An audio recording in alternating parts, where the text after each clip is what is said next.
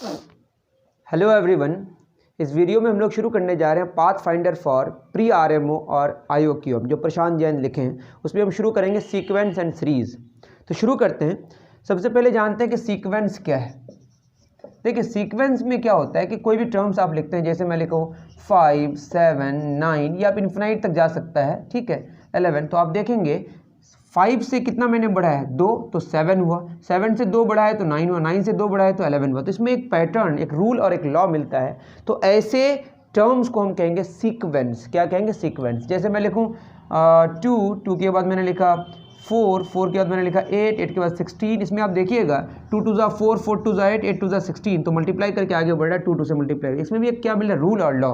तो जिन भी टर्म्स में अगर रूल और लॉ कुछ मिले तो ऐसे हम टर्म्स को क्या बोलते हैं? सीक्वेंस कहते हैं। वो फिनाइट बार होगा तो फिनाइट सीक्वेंस होगा, और इन्फिनाइट बार होगा तो इन्फिनाइट सीक्वेंस होगा। इसी को अगर हम सीरीज़ की बात करें तो इसी में क्या होगा? जैसे 5 लिखूँ, 7 लिखूँ, 9 लिखूँ, 11 लिखूँ, अगर इसको सम कर दूँ, मतलब इसका प्लस प्लस करके लिखूँ, तो इसको बोलते हैं सीरीज़। क्या बोलते हैं? तो ये बातें हैं सीक्वेंस और सीरीज़ की। तो बहुत सिंपल सी बात है, लेकिन हमारा डिस्कशन है आज का वो है अरिथमेटिक प्रोग्रेशन का। किसका? Arithmetic progression. तो लिखिए क्या होता है अरिथमेटिक प्रोग्रेशन। तो अरिथमेटिक प्रोग्रेशन में होता क्या है कि मैं अगर शुरू करूँ इसको बिल्कुल बेसिक से, जैसे मैं लिखूँ 1 के बाद लिखूँ 3 के बाद लिखूँ 5 का 7, बिल्कुल सिंपल। इस तरह आगे बढ़ूँ। ये फिनाइट बार भी हो सकता है, इन्फिनाइट बार भी, मैंने अभी फिनाइट ही लिया, चलिए ठीक है। अब क्या हुआ? अगर देखें 1 से आपने कितना बढ़ाया? 2, तो 3 हुआ। 3 से मैंने कितना बढ़ाया? 2, तो कितना? 5 हुआ। तो हर एक बार में कितना बढ़ रहा है? 2। तो दैट इज मैं देखूँ तो 3 - 1 कितना रहा है? 2। 5 - 3 कितना रह रहा है? 2। 7 - 5 कितना रह रहा है? 2। 9 - 7 कितना रह रहा है? 2। मतलब यहाँ पे जो डिफरेंस है वो कांस्टेंट है और ये पॉजिटिव है। ये क्या है? पॉजिटिव। लेकिन ऐसा ज़रूरी नहीं है। जैसे मैं लिखूँ 9 7 5 3 1, यहाँ पे भी हमारा प्रोग्रेशन ही है, लेकिन हर एक बार कितना बढ़ रहा है? -2। दैट इज 7 - 2 कितना होगा? 9 - 2। 5 - 7 कितना होगा? -2। 3 - 5 कितना होगा? -2। दैट इज यहाँ पे पॉजिटिव नंबर बढ़ रहा है और यहाँ पे नेगेटिव नंबर बढ़ रहा है, बढ़ ही रहा है हम बोलेंगे, इसीलिए इसका नाम है अरिथमेटिक प्रोग्रेशन। ऐसा भी हो सकता है कि 3 में शुरू हुआ और 3 में ही खत्म हो रहा है, मतलब 3 3 3 3 ही हो रहा है। तो कितना कितना बढ़ रहा है? 0 0। फिर 3 - 3 0, 3 - 3 0, तो हर एक बार 0 बढ़ रहा है। तो अगर जो डिफरेंस है, जो बढ़ना है, वो अगर कांस्टेंट रहे तो उसको हम क्या बोलते हैं? Arithmetic progression. मतलब लगातार दो टर्म्स के बीच का जो डिफरेंस है वो कांस्टेंट रहे तो उसको बोलते हैं AP, अरिथमेटिक प्रोग्रेशन। तो बहुत ही सिंपल बात, मुझे उम्मीद है कि आप समझ पा रहे हैं कि बहुत ही सिंपल है कि इसका जो प्रोग्रेशन में जो डिफरेंस है AP में, वो क्या रहता है? पॉजिटिव भी रह सकता है, निगेटिव भी रह सकता है और जीरो भी। अगर बढ़ रहा है और पॉजिटिव नंबर बढ़ रहा है तो वो क्या हो जाएगा? पॉजिटिव कांस्टेंट आएगा। और अगर बढ़ रहा है बट घट रहा है एक्चुअली, ठीक है, तो निगेटिव कांस्टेंट आएगा। अगर बढ़ रहा है लेकिन बढ़ ही नहीं रहा है तो उसको क्या बोलेंगे? जीरो आ रहा है, ठीक। तो अब बात क्या होगी? जैसे मैं लूँ कि सबसे पहला टर्म हमारा A है, तो उसमें हम D बढ़ाए तो क्या होगा? A + D, और D बढ़ाएंगे तो क्या होगा? A + 2D। इसी तरह हमारा क्या होगा? आगे बढ़ेगा A + 3D, और लास्ट में इस तरह क्या आएगा हम देखेंगे फिर, ठीक है ना। तो बात यह है कि सबसे पहला टर्म हमने क्या लिया? A, दूसरा टर्म क्या लिया? A + D, तीसरा टर्म क्या लिया? A + 3D। तो फर्स्ट टर्म को हम क्या लिखते हैं? A हमारा। दूसरा टर्म हमारा क्या हो गया? A + D। इसको A से हमने सिंबलाइज किया, वैसे आपकी किताब में T लिखा हुआ है टर्म, लेकिन मैंने A लिखा, मैं ज़्यादा कंफर्टेबल इसी में हूँ। A3 क्या हो जाएगा? A + 2D। तो 3 के लिए यहाँ 2 आया। मैं अगर लिखूँ AN तो यहाँ क्या हो जाएगा? उससे कम हो जाएगा, n - 1 × D। तो ये फार्मूला हो गया किसका? nth टर्म का, ठीक है। यहाँ 4 होता है तो यहाँ 3D होता है, आप खुद देख सकते हैं। तो जितनेथ टर्म निकालिएगा, जैसे nth टर्म है तो यहाँ पे आपको n - 1 लिखना पड़ेगा। बात समझ आ रही है? जैसे हम लिखें A 100, तो सिंपल सी बात होगी A + कितना? 99D। अब एक बात होती है कि लगातार दो टर्म्स के बीच का डिफरेंस जो कांस्टेंट होगा उसको जनरलाइज वे में कैसे लिखेंगे? तो ये ऐसा होगा कि AN, उससे जस्ट पहले वाला टर्म कौन है? AN - 1। ये डिफरेंस इसका क्या आना चाहिए? D आना चाहिए। तो इसको प्रूफ कर देते हैं। AN क्या होगा बोलिए? A + n - 1 × D। ये हो गया हमारा। और n - 1 से जस्ट पहले क्या होगा? n - 2। दैट इज ये होगा A + n - 2 × D। ये बात समझ पा रहे हैं आप? जैसे मैंने लिखा है यहाँ 3 के लिए 2, 4 के लिए 3, 5 के लिए 4, तो यहाँ पे क्या होगा? n के लिए n - 1, तो n - 1 के लिए यहाँ पे क्या होगा? n - 2। सिंपल सी बात है। A हमारा क्या हो गया? Cancel. D common, n - 1 -n +2, nn हमारा क्या हो गया? कैंसिल। 2 - 1 1, तो D × 1 कितना आया हमारा? D। तो ये प्रूफ हो गया कि लगातार दो टर्म्स के बीच का अगर बीच का जो डिफरेंस है वो कांस्टेंट है। यहाँ पे उस कांस्टेंट को मैंने क्या लिया? D लिया है। क्या लिया है? ये D हो सकता है, 2D हो सकता है, D² हो सकता है, कुछ भी हो सकता है, लेकिन कांस्टेंट होगा। D² अगर एक बार आया तो हमेशा कितना आना चाहिए? D²। तो ऐसे प्रोग्रेशन को हम बोलते हैं अरिथमेटिक प्रोग्रेशन। उम्मीद करता हूँ कि आप समझ पा रहे हैं, ठीक। चलिए नेक्स्ट क्या पढ़ना है, इसमें सम पढ़ना है। तो nth टर्म का फॉर्मूला हो गया a plus n minus 1 into डी। अब पढ़ेंगे sum of nth terms, sum of n terms, sum of n terms. तो Sn क्या होगा, a1 plus a2 plus a3 plus dash dash an। तो क्या होगा Sn हमारा a1 a होगा और a2 a plus 1d that is a plus d होगा, a3 a प्लस 2d होगा, उसके लास्ट में a plus n minus 1 into D होगा। जगह थोड़ी कम है, देख लीजिएगा थोड़ा आप, है ना। a plus n minus 1 into D. फिर Sn अगर लिखें हम ऑपोजिट ऑर्डर में, उधर से लेके आए तो होगा पहले a plus n minus 1 into D, उसके बाद a plus n minus 2 into D, उसके बाद होगा a plus n minus 3 into D, है ना, plus dash dash dash, last में क्या आ जाएगा a। समझ पा रहे हैं आप। इन दोनों को अगर हम जोड़ें तो क्या हो जाएगा Sn Sn 2Sn, इसका पहला टर्म a है, इसका पहला term a plus n minus 1 into D है, तो a क्या हो जाएगा 2a plus n minus 1 into D, plus इसका दूसरा टर्म a प्लस डी है, इसका a plus n minus 2 into D. a क्या हो जाएगा 2a प्लस डी क्या हो जाएगा कॉमन 1 प्लस n माइनस 2, ठीक है, प्लस a प्लस 2d है और यहाँ पे क्या a plus n minus 3 into D है, तो प्लस ये हो जाएगा a 2a d कॉमन 2, है ना, plus n minus 3 plus dash dash dash, last में इसका a plus n minus 1 into D है, यहाँ a है तो a क्या हो जाएगा 2a plus n minus 1 into D, ठीक। तो ये हो जाएगा हमारा 2Sn। अब बताइए ये हो जाएगा हमारा 2a, इसको ये पूरा घेर देता हूँ मैं, 2a कितनी बार होगा n बार, दैट इज ये हो जाएगा n into 2a plus n minus 1 into D. यहाँ पे क्या होगा n 1 माइनस 2 माइनस 1, समझ रहे हैं ना। यहाँ पे भी क्या हो जाएगा हमारा n 2 माइनस 3 माइनस 1, यहाँ पे भी n माइनस 1 इंटू डी है, तो सब में क्या है n इंटू n माइनस 1 है, d हमारा कॉमन हो गया और सब में सब में क्या है n माइनस 1, तो d इंटू सब में क्या n माइनस 1 और कितनी बार n बार, तो n से हमने मल्टीप्लाई कर दिया n into D n minus 1। तो ये हो गया हमारा 2Sn बराबर 2Na plus n into n minus into D. तो ये हमारा हो गया 2Sn का फार्मूला। लेकिन हमको चाहिए किसका, Sn का। किसका चाहिए, तो Sn का हो जाएगा 2Na plus n into n minus 1 into D over 2 यहाँ कैंसिल हो जाएगा तो Na बचेगा प्लस n इंटू n/2 1/2 जो भी है ना। तो मैं क्या कर लेता हूँ, यहाँ पे देखिए, यहाँ पे लेता हूँ n/2, यहाँ पे n, यहाँ पे भी n कॉमन हो जाएगा, जो स्टैंडर्ड फार्मूला उसी को मैं लिख रहा हूँ, n/2 यहाँ बचेगा 2a plus n minus 1 into D. तो ये हमारा सम ऑफ n टर्म्स का फार्मूला हो गया। हम चाहें तो इसको ऐसे भी लिख सकते हैं, Sn बराबर n/2 a plus n minus 1 into D. और आपको पता है a plus n minus 1 into D क्या होता है, ये होता है हमारा an, या इसी को हम बोलेंगे लास्ट टर्म के l इस्तेमाल करते हैं, लेकिन मैंने अभी an ही लिखा, आपकी किताब में l लिखा हुआ है शायद। तो ये बात है कि ये प्रूफ है। अगर आपको प्रूफ समझ नहीं आया तो मुझे आप बता ही सकते हैं, ऑब्वियसली कहाँ बताएंगे आप, कमेंट में बताएंगे, तो मैं कोशिश करूँगा उसको समझाने की। वहाँ पे नहीं समझ आएगा तो फिर वीडियोज़ बनाना पड़ेगा, मुझे तकलीफ होगी, लेकिन आप कोशिश खुद करें, ठीक है। चलिए नेक्स्ट हम लोग बात करेंगे, उसमें कुछ नोट्स हैं और थ्योरी मानिए उसको, उन थ्योरीज को मैं प्रूफ कर देता हूँ अच्छे तरीके से।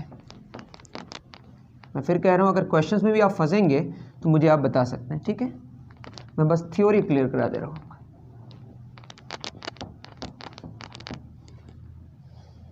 चलिए नेक्स्ट क्या है, नोट्स। थोड़ा रुकिए, मैं पानी पी लूँ। चलिए क्या है हमारा नोट्स में, n term of AP is of the form, यहाँ कुछ लिखा हुआ है कि जो nth टर्म है, नोट नंबर 1, ठीक है, nth term that is an, ये दिया हुआ है किस फॉर्म में, an प्लस b के फॉर्म में। अगर इस फॉर्म में कोई भी अगर आपके पास है ना, nth टर्म इस फॉर्म में लिखा हुआ है, ठीक। जैसे यहाँ पे हम 1 पुट करें तो a प्लस बी होगा, 2 पुट करें 2a प्लस बी होगा, 3 पुट करें 3a प्लस बी होगा। इस फॉर्म में जब होगा तो बोला है इसका जो डिफरेंस है वो क्या आएगा, n का कोफिशिएंट आएगा। जैसे मैं लिखूँ 3x+5 इस फॉर्म में अगर होगा तो इसका, या 3a+5 जो भी है ना, तो ये जो 3 है ना, ये 3 होगा आपका डिफरेंस। समझते हैं कैसे, जैसे मैं लिखूँ डिफरेंस का क्या फार्मूला है, an माइनस an-1, तो an यहाँ पे an+b है और n के जगह हमको यहाँ क्या पुट करना पड़ेगा, n-1 प्लस b। ठीक है, तो ये हो जाएगा an+b माइनस ये हो जाएगा an-a plus b, plus minus minus, यहाँ प्लस b है, ये तो कैंसिल हो गया, an ये भी कैंसिल हो जाएगा, माइनस माइनस प्लस। तो ये प्रूफ तो सिंपल सा हो गया कि d इसमें क्या आएगा, a किसका, n का कोफिशिएंट है। तो यहाँ लिखा हुआ है nth term of an AP is of the form an+b that is a linear expression in n in such a case. इसको लीनियर एक्सप्रेशन बोलते हैं, क्यों, क्योंकि इसमें n में पावर कितना 1 है, आप जानते ही होंगे। कोफिशिएंट ऑफ n, जो n का कोफिशिएंट है, is the common difference of the AP that is a। ये आंसर है क्या, डिफरेंस, सिंपल। अब उसके बाद क्या बोले,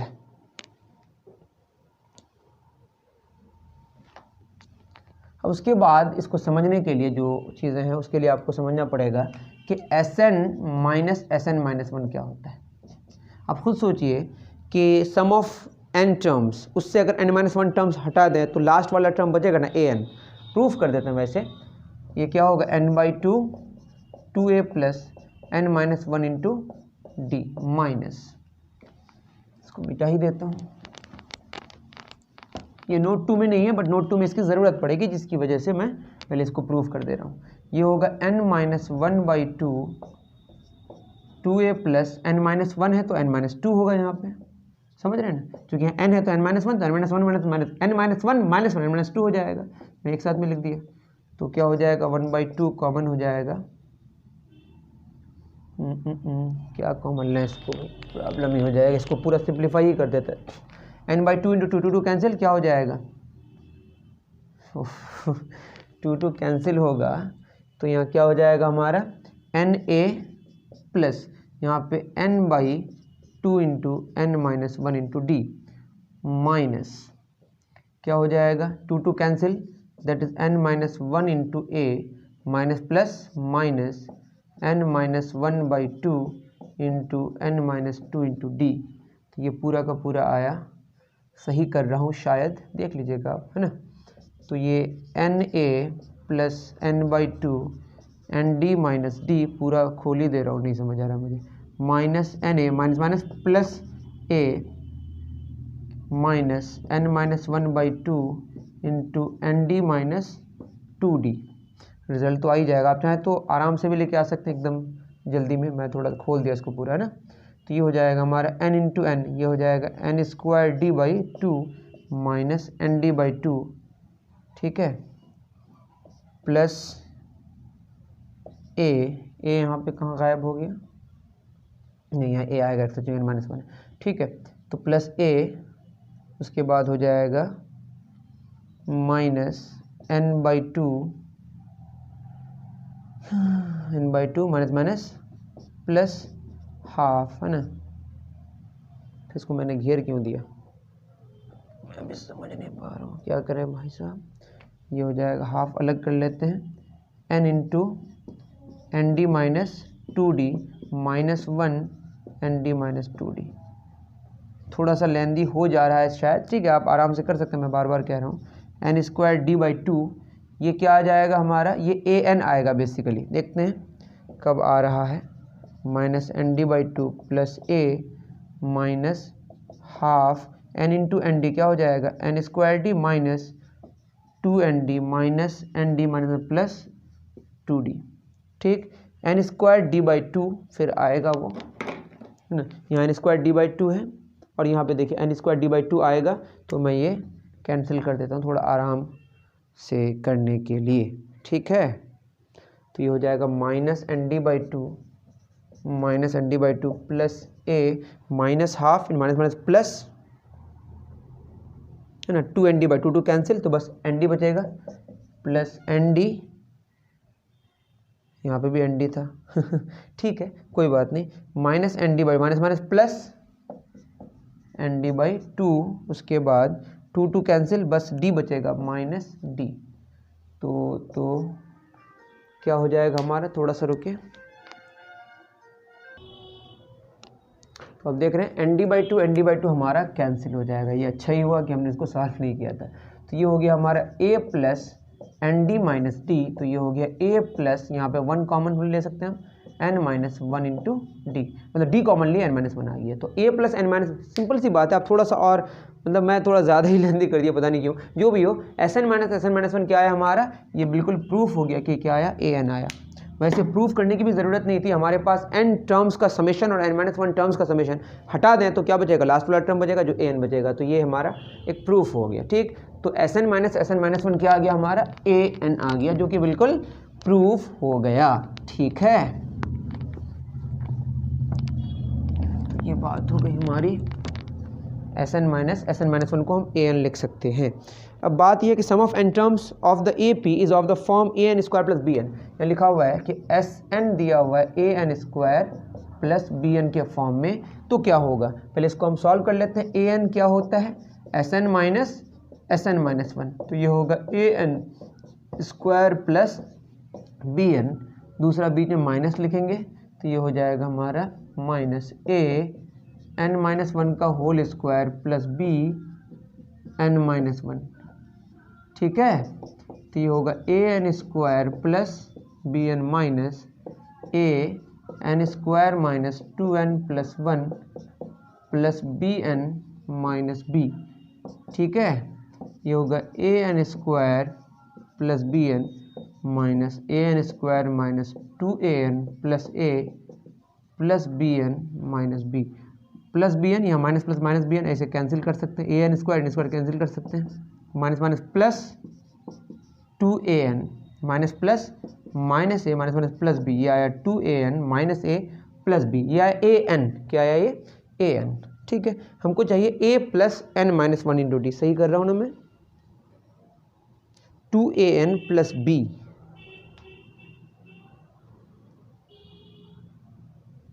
a कहाँ चला गया हमारा,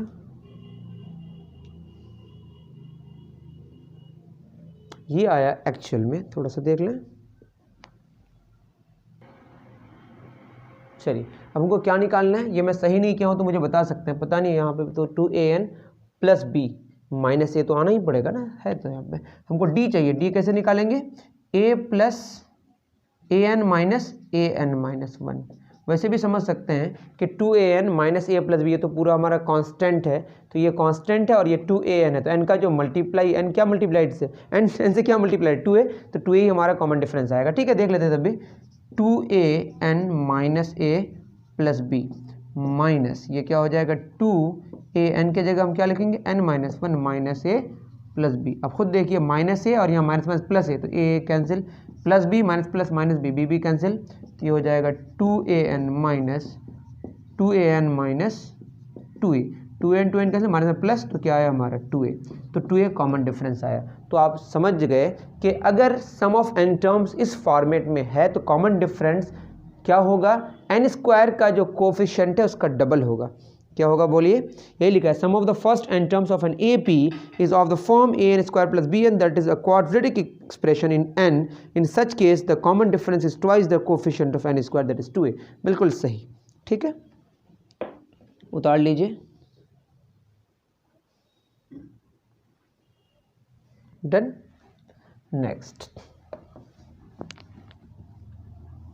नेक्स्ट में दिया है थर्ड नोट में ही वो बात दी गई है, ठीक है, जो मैंने बताया कि Sn-1 an होगा, वो थर्ड नोट में गिवन है। तो उम्मीद करूंगा कि थर्ड नोट आपका क्लियर हो ही गया होगा। तो मैं अब आगे बढ़ता हूँ, नेक्स्ट पेज हमारा है प्रॉपर्टीज ऑफ AP।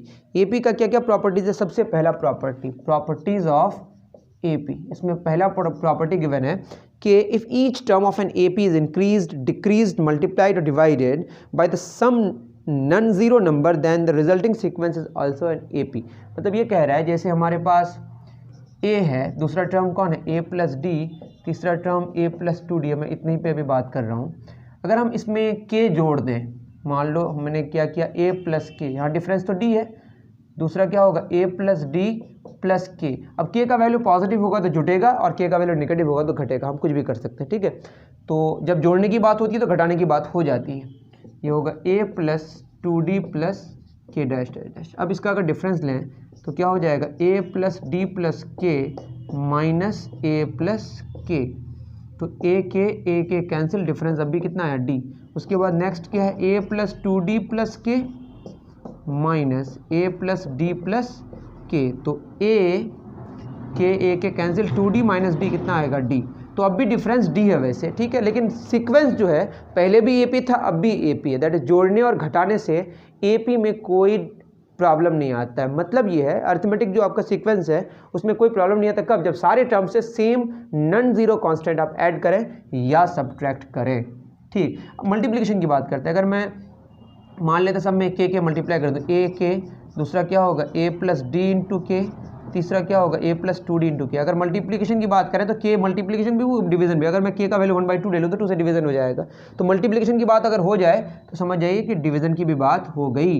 तो क्या हो जाएगा ए प्लस डी इंटू के माइनस ए के, ये हो जाएगा ए के प्लस डी के माइनस ए के कैंसिल, डी के आ गया। लेकिन यहाँ पे डिफरेंस डी नहीं है, अब डी के है। लेकिन देखते हैं दूसरा डिफरेंस भी अगर डी के रहेगा तो इसका मतलब कोई अल्टर नहीं हुआ सीक्वेंस में कि वो ए पी है या नहीं, ए पी ही रहेगा वो, minus a plus D into के। अब देखिए क्या हो जाएगा, ए के प्लस टू डी के माइनस ए के माइनस डी के। तो a k cancel, two D के माइनस डी के, फिर क्या है डी के।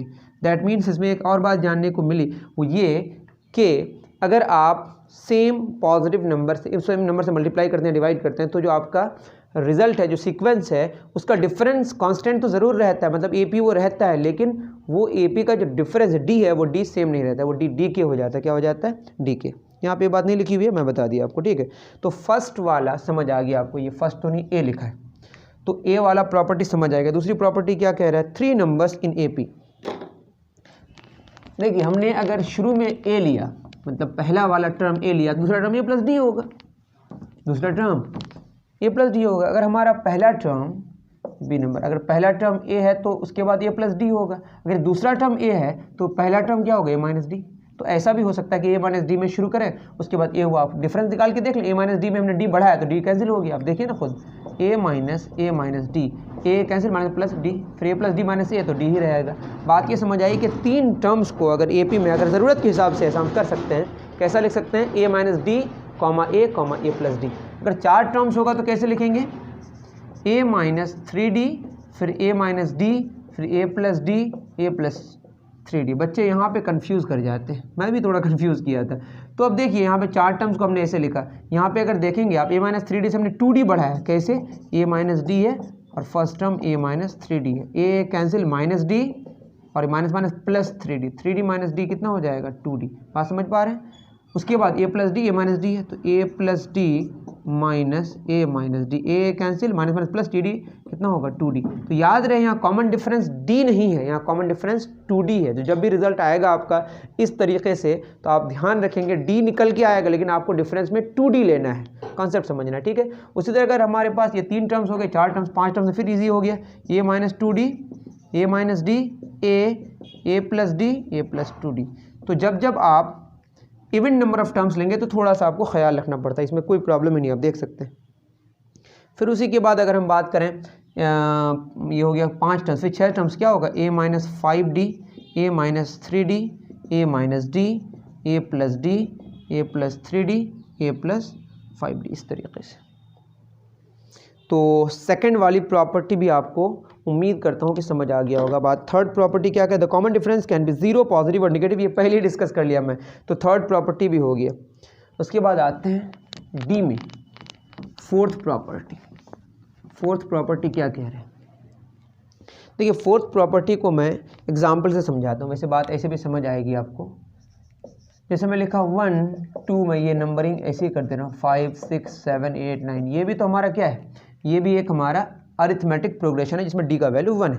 अगर आप ध्यान से देखें, अगर हम बात करें कि लास्ट से हम थर्ड टर्म, यहाँ पे फर्स्ट इधर से आ रहे हैं, अभी सेकेंड यहाँ थर्ड में है, तो लास्ट से केथ टर्म, लास्ट से कितना टर्म, केथ टर्म लिखा है, kth term from the last, kth term. अब फर्स्ट से देखेंगे तो क्या होगा, इधर से अगर जाएं तो ये first, second, third, fourth, fifth और ये sixth.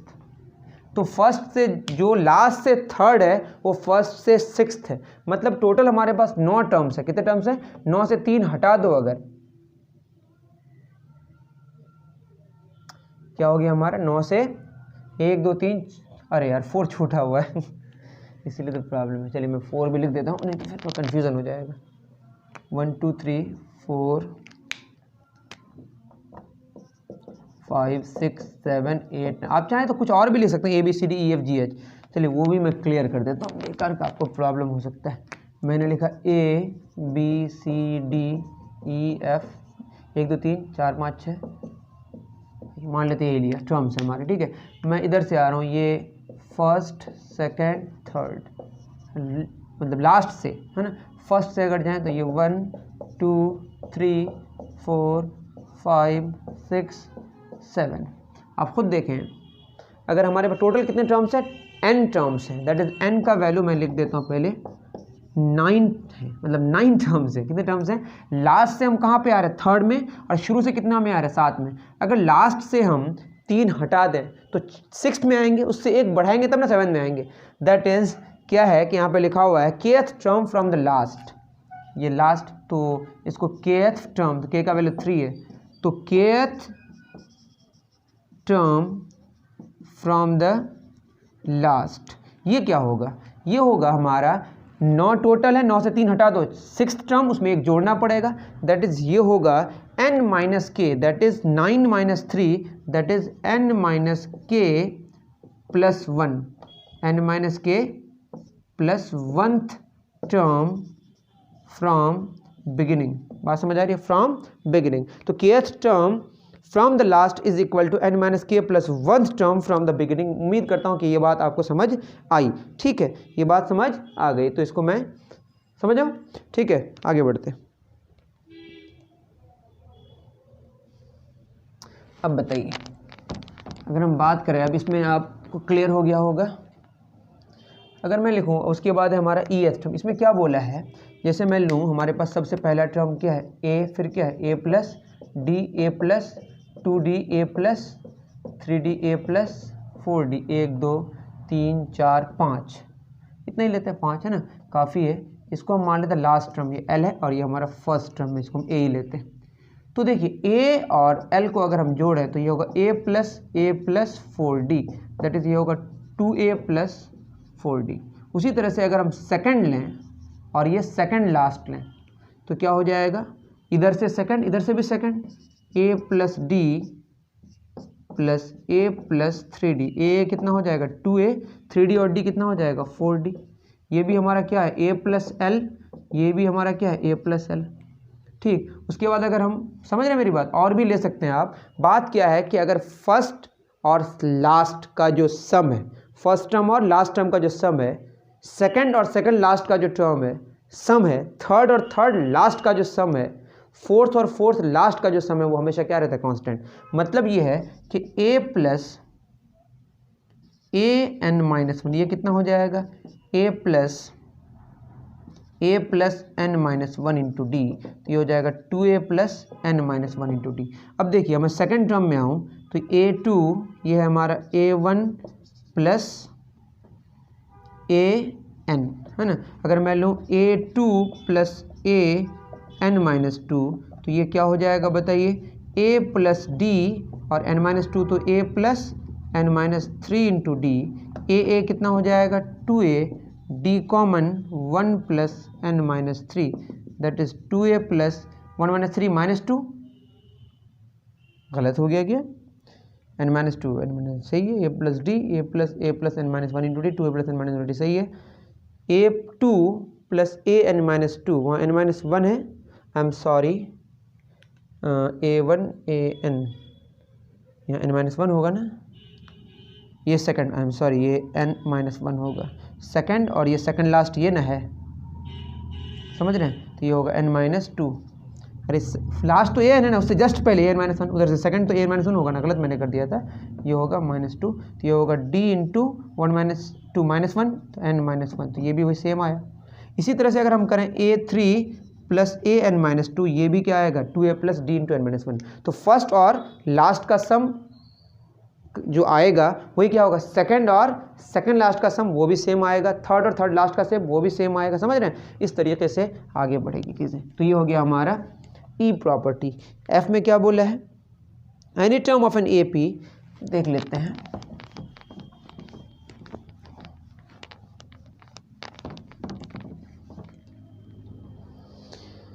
Any term of an AP except the first is equal to the half of the sum of terms that are equidistant from it। क्या बोला है ये,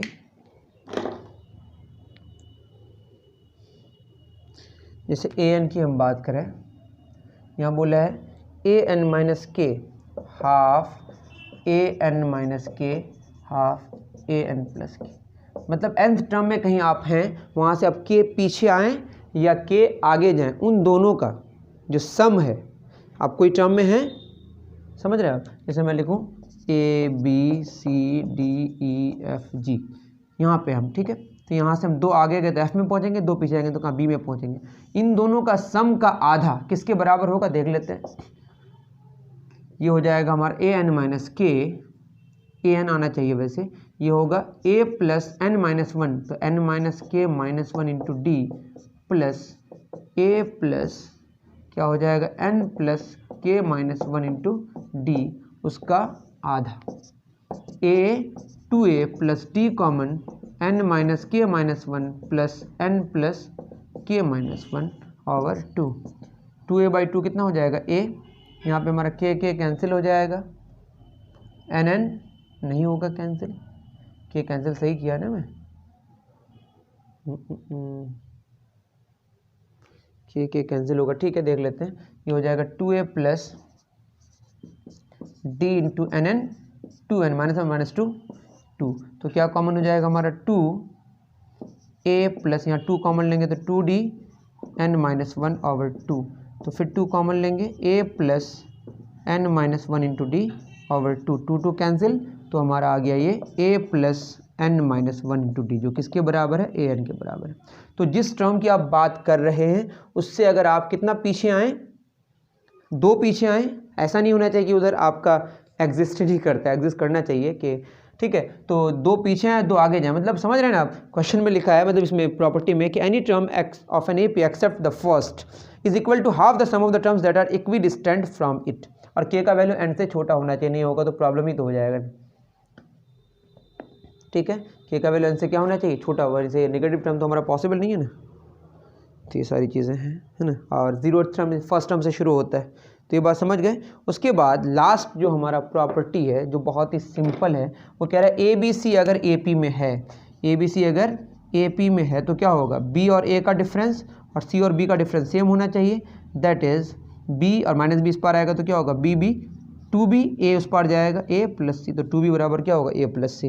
तो इस तरह की चीज़ें हैं। उम्मीद करता हूँ कि ये सारी चीज़ें जो प्रॉपर्टीज़ हैं, जो थ्योरी है, आपको बहुत अच्छे से क्लियर हुआ होगा। अगर आपको पसंद आता है तो लाइक करें, और चैनल में अगर नए हैं, अगर आपको समझ आती है चीज़ें तो प्लीज़ सब्सक्राइब भी करें, और अपने दोस्तों को भी बताएं कि ओलंपियाड्स के लिए बहुत अच्छे से चीज़ें चलती हैं। और मुझे अब ज़रूर बताएं कि कैसा लगा आपको, आप कमेंट करेंगे तो मुझे बहुत ही ज़्यादा मैं मोटिवेट होऊंगा, और आपसे मैं मोटिवेट होने की कोशिश, मतलब आप अगर कमेंट करेंगे, सिंपल सी बात है, तो कमेंट ज़रूर करें कि कैसा लगा। एटलीस्ट आपको समझ आए तो थैंक यू तो बोल ही सकते हैं, इतना बोलने से कम दूसरे बच्चों को लगेगा कि सही माने में यहाँ पे सर अच्छा पढ़ा है। तो मिलते हैं फिर नेक्स्ट वीडियो में, थैंक यू वेरी मच।